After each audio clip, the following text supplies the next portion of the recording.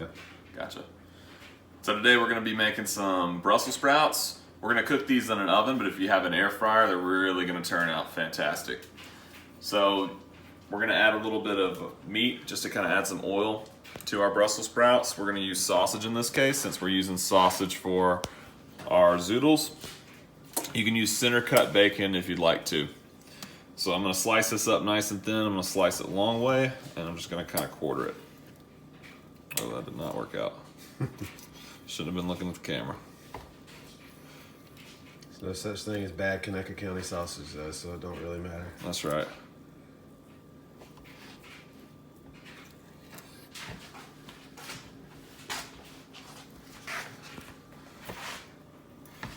While he's doing that, shout out to Victory Brewing, Prima Pilsner.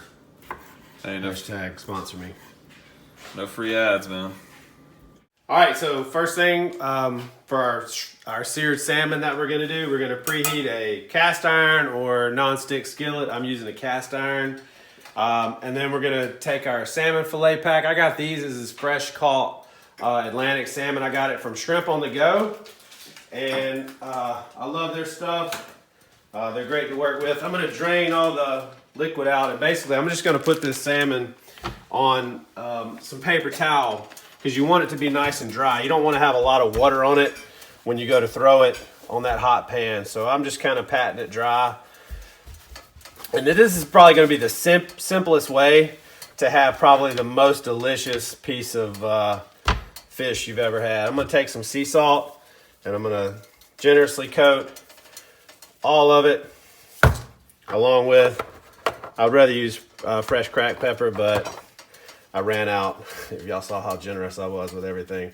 So just salt and pepper, and I'm gonna come over here to my hot, steaming hot pan, and I'm gonna throw it in there.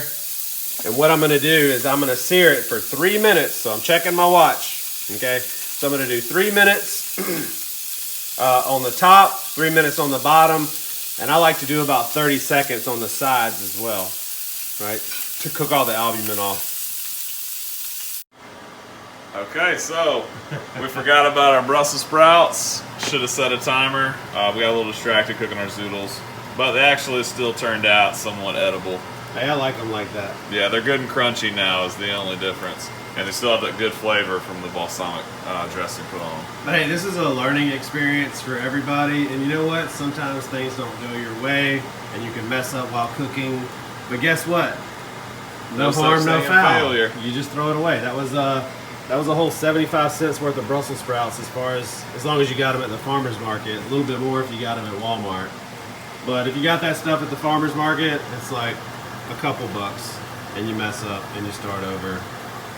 Every mistake is a chance to learn. All right, so it's been 3 minutes on that side.